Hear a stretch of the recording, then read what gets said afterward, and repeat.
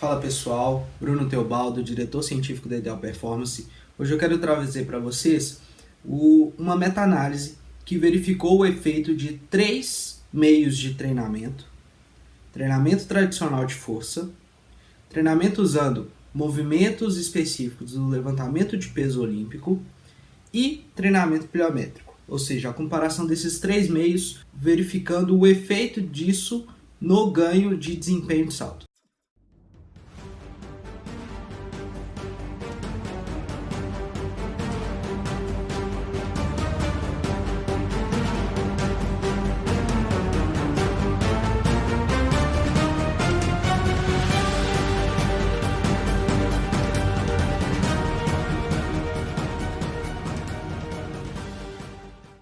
Essa meta-análise, então, ela comparou esses três diferentes meios e o efeito no desempenho de salto. E quando selecionados estudos, pouquíssimos estudos passaram pelo critério rigoroso de consideração da meta-análise, mas foi possível analisar alguns resultados interessantes. Quando comparado o treinamento usando levantamentos de peso olímpico, usando as técnicas do levantamento de peso olímpico, comparado ao treinamento tradicional, a melhora do desempenho de salto na maioria dos estudos compilados nessa meta-análise favoreceu a utilização do meio de treinamento para o levantamento de peso olímpico. Dentro dessa ideia, o ganho percentual no desempenho de salto depois de treinar utilizando levantamentos de peso olímpico foi 3,5 vezes maior do que utilizando treinamento de força tradicional, Então, utilizando exercícios do levantamento de peso olímpico, você tinha ganhos por volta aí de 7 a 8%, enquanto usando treinamento de força tradicional, ganhos por volta de 3 a 2% no desempenho de salto depois de um treinamento durante algumas semanas. Quando comparar o levantamento de peso olímpico com o treinamento pliométrico, já não houve uma diferença significativa de ganho na performance de salto depois de um tempo de treinamento. Ou seja, treinar pliometria ou treinar levantamento de peso olímpico levava a um desfecho final de ganho de desempenho de salto similar. A grande vantagem, então, dos movimentos de levantamento de peso olímpico comparado ao treinamento de força tradicional para melhorar a altura de salto com contramovimento é porque no levantamento de peso olímpico você tem movimentos de tripla extensão, você tem movimentos articulares muito mais complexos do que no treinamento de força tradicional, o que pode aumentar a similaridade biomecânica do ponto de vista cinemático, ou seja, das mudanças de ângulos articulares, das diferentes ativações, e do ponto de vista cinético, das diferentes produções de força ali nas articulações e das diferentes produções de trabalho, o que traz o levantamento de peso olímpico um pouco mais próximo para melhorar a efetividade do desempenho de salto. Com relação ao treinamento pliométrico, a similaridade deles, os autores argumentam que os dois levam a uma melhora da força explosiva, a melhora da potência, o que direciona de uma maneira muito similar para a adaptação do desempenho de salto. Mas tem um trecho ali da discussão desse artigo, eu vou deixar a referência aqui na descrição do vídeo. Tem um trecho ali que ele fala que existe uma possível diferença ali que pode beneficiar um meio em detrimento do outro. O treinamento pliométrico você tem uma grande vantagem com a melhora da efetividade do ciclo alongamento e encurtamento. Uma melhora da efetividade da utilização de energia elástica. Adaptação essa que pode não acontecer de maneira tão efetiva utilizando o treinamento de levantamento, as técnicas de levantamento de peso olímpico. Mas as técnicas de levantamento de peso olímpico, devido às diferentes ativações articulares simultâneas com triplas extensões e o aumento das velocidades de ângulos articulares para que ocorram as diferentes fases do levantamento de peso olímpico, que depende da técnica que está sendo utilizado, isso leva a uma elevada produção de potência, e essa elevada produção de potência auxilia no desempenho de salto.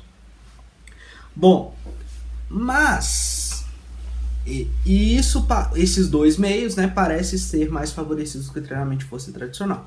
Mas nós não podemos descartar que é possível utilizar um treinamento de força tradicional otimizando movimentos potentes, movimentos que favorecem a potência muscular, né? Mas e aí a gente teria que ir em estudo por estudo dessa meta-análise, que eu recomendo vocês lerem e refletirem sobre o assunto. Mas também traz um insight muito interessante, o quanto é importante dentro de um planejamento nós nos preocuparmos com a organização e o momento onde a gente vai executar cada meio de treinamento. E recentemente eu tive algumas discussões, né, quando no meu dia a dia lá, quando eu estou conversando com algum preparador físico, onde eu trabalho como fisiologista, ou até quando eu estou atuando como preparador físico, montando meu planejamento dos meus atletas, fica essa discussão. Treinar todos os meios o tempo todo, fazer blocos de meios e aí levar uma transferência de um meio para o outro. Olha, de uma concepção muito particular minha, existem momentos da temporada onde eu treino todos os meios de maneira simultânea, dando ênfase à prioridade daquele momento, lógico, né? Mas eu tenho uma preferência de fazer blocos. Por que eu tenho uma preferência de fazer blocos? Porque o treinamento ele precisa de variabilidade, correto? Mas a variabilidade comparada também à consistência do ponto de vista técnico e do ponto de vista de desenvolvimento da ativação muscular naquelas unidades motoras daquele movimento, né, de aprendizado de ativação motora para aquele movimento, ela precisa ser equilibrada. Porque se eu excedo na variabilidade, ou seja, eu faço diferentes meios de treinamento, eu tenho uma variabilidade da minha prescrição extremamente elevada, isso pode prejudicar uma aprendizagem de ativação ao longo do tempo, fazendo com que eu consiga aumentar o recrutamento de unidades motoras naquele movimento, o que leva a uma melhora da efetividade das adaptações neurais, ok? Aumento do recrutamento de unidades motoras e aumento da frequência de estimulação daquelas unidades motoras. Então, o excesso de variabilidade, e eu acho que eu posso trazer um outro vídeo com outras evidências verificando isso também de uma maneira mais consistente, pode talvez prejudicar. Quando você tem blocos de desenvolvimento, e aí blocos não só de carga de treinamento, né, prioridades de volume, prioridades de intensidade, ou blocos de capacidade física, prioridade de força, prioridade aeróbica, mas quando você tem blocos de meios, um momento onde eu dou uma ênfase maior no treinamento de força tradicional, um momento onde eu dou uma ênfase maior na pliometria, um momento onde eu dou uma ênfase maior nas técnicas do levantamento de peso olímpico, eu posso aumentar a consistência fazendo esses blocos, melhorando a aprendizagem motora, que está muito relacionada ao desenvolvimento do recrutamento neural naquelas unidades motoras, porque nós sabemos que nós não recrutamos 100% das nossas unidades motoras. Nós vamos aumentando esse recrutamento ao longo do tempo. Isso é uma das adaptações relacionadas ao ganho de força máxima. Conseguir movimentar uma carga externa maior. Então, quando você consegue fazer blocos de desenvolvimento, você aumenta a consistência. Então, alcançar esse equilíbrio entre consistência e variabilidade na sua prescrição. Mas voltando, então eu tendo a priorizar também blocos de meios, além de blocos de capacidade, como blocos de carga de treinamento dentro do meu planejamento, tá? O que se aproxima muito da teoria do Verkhoshansky, da teoria do Issurin. Mas, agora relacionado a como organizar isso, pensando em uma estrutura, numa modalidade mais voltada para a força, ok?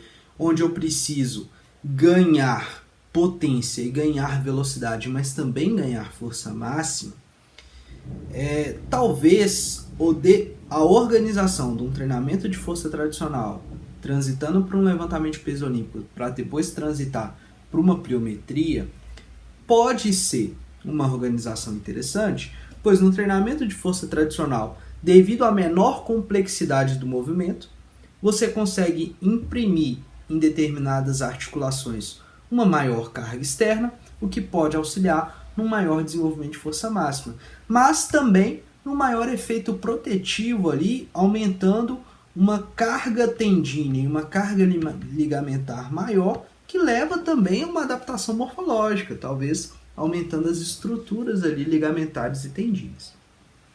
Bom, aí você pensou começando pelo treinamento de força tradicional enquanto meio de treinamento. Transitando para o levantamento de peso olímpico.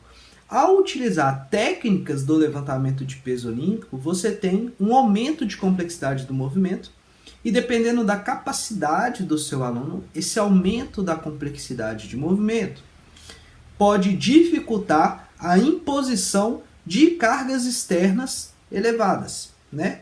Aí eu estou pensando em um atleta que utiliza a técnica do levantamento de peso olímpico sem ser um atleta de levantamento de peso olímpico, né? Um atleta de levantamento de peso olímpico, ele tem uma habilidade técnica maior que permite ele treinar em cargas externas maiores. Assim como hoje os atletas de CrossFit têm uma habilidade técnica muito grande para esses movimentos.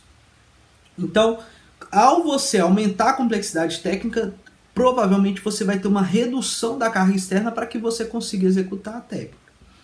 Isso faz com que você treine, né, tanto com uma recuperação mais efetiva, o que pode ser interessante, porque você está gerando a carga externa maior, você pode otimizar a recuperação, que pode ser interessante em períodos mais próximos da competição. Mas o movimento por si só ele te obriga a produzir elevados níveis de potência, ok?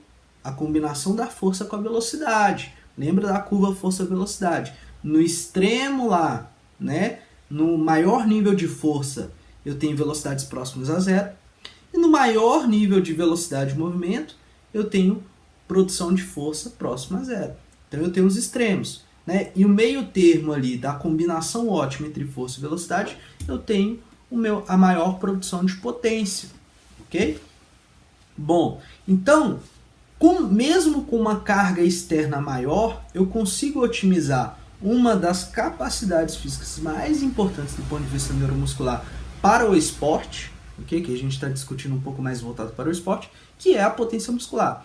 É difícil você analisar uma determinada modalidade, né, tirando extremos, como triatlon, como Ironman, tirando esses extremos, que tem uma característica de endurance muito grande, mas na grande maioria dos esportes a potência ela tem uma importância muito grande para o desempenho final. Então você consegue nesse meio produzir, treinar uma capacidade extremamente importante com uma carga externa maior que pode te ajudar a otimizar a recuperação. E quando você vai para pliometria ali como reta final, talvez uma fase final de polimento, você já tem uma carga externa menor, né? Mas não quer dizer que não gere uma carga externa, porque o impacto do solo, dependendo da forma como você faz, a progressão do treinamento pliométrico, ele pode gerar tanto um desgaste neuromuscular excessivo como um desgaste ósseo. Isso é importante ser quantificado e ser planejado, ok? Vide atletas de vôlei, onde tem-se uma importância muito grande de controlar a altura de salto. Tem vídeo no canal aqui já falando sobre isso. Mas você tem uma otimização do ciclo alongamento e curtamento, numa situação onde você treina muito bem recuperado, porque você está numa fase de polimento, o que acelera ainda mais a otimização da capacidade de utilização do componente elástico. Então, treinar pliometria sobre cansaço excessivo pode tanto gerar um risco quanto gerar uma não efetividade da adaptação. E eu já discuti sobre isso aqui no canal. E aí, então, a pliometria pode ser uma estratégia efetiva para polimento. Então, você pensa ali numa progressão de meios, aí eu falei que muito voltado para esportes que tem uma determinância da força um pouco maior, isso tem que ter uma concepção diferente no esporte coletivo. Essa pode ser uma progressão interessante entre meios, sabendo que ali os movimentos do LPO com os movimentos pliométricos, você pode ainda ter uma mistura deles nessa fase final. E aí talvez o treinamento de força tradicional ele não seja tão interessante. Bruno, mas o estudo que você trouxe hoje estava falando de melhora do desempenho de salto. Mas o desempenho de salto não é uma medida que a gente utiliza para controle da evolução do desempenho de potência? Então, a transferência ela pode se dar nessa linha de raciocínio. Mas tem um outro estudo que eu vou deixar aqui embaixo e vou deixar na descrição do vídeo também, que mostra que movimentos do LPO, movimentos de salto com carga, né? Agachamento com salto carregado, e movimentos de salto sem carga, eles têm picos de ativação diferentes. Então, esse estudo, os atletas realizavam os movimentos numa plataforma de força. Eles têm picos de ativação diferentes para as musculaturas. E eles têm uma diferença entre a relação entre produção de potência, ok? A relação ótima entre força e velocidade, que tem deslocamento, e taxa máxima de produção de força. A taxa máxima de produção de força é a maior inclinação da produção de força. Pensa só, estou começando a empurrar o carro e eu quero empurrar isso muito rápido desde o início. Se tivesse alguma célula medindo ali a força que eu estou imprimindo na minha mão para empurrar aquele carro, eu veria uma curva assim, ó, uma inclinação, chegaria na força máxima e estabilizaria. Quanto maior eu consigo aumentar essa produção de força desde o início, numa unidade de tempo, melhor é a minha taxa máxima de produção de força. E existe uma diferença na taxa máxima de produção de força entre salto e LPO. Então nós estamos falando de características biomecânicas que são similares, mas não são idênticas. O que aumenta a necessidade de nós treinarmos esses dois meios de treinamento.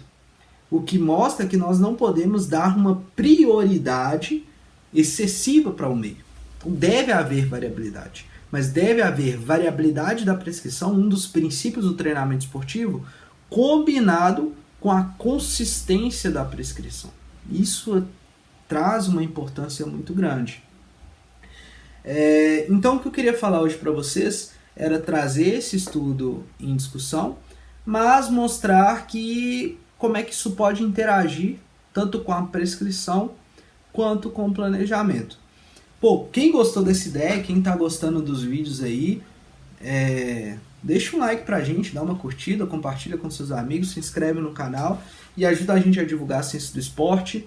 Ali no link da descrição tem o nosso site, tem conteúdos gratuitos, tem o nosso e-book gratuito de treinamento de força, tem a nossa revista científica que publica mensalmente resenhas científicas de diversos artigos em várias áreas. A gente fala de esporte coletivo, a gente fala de esporte individual, a gente fala de treinamento de força para fisicamente ativo, a gente fala de treinamento aeróbico para fisicamente ativo. Então a gente quer falar de treinamento como geral, não especificamente só para o esporte, tá?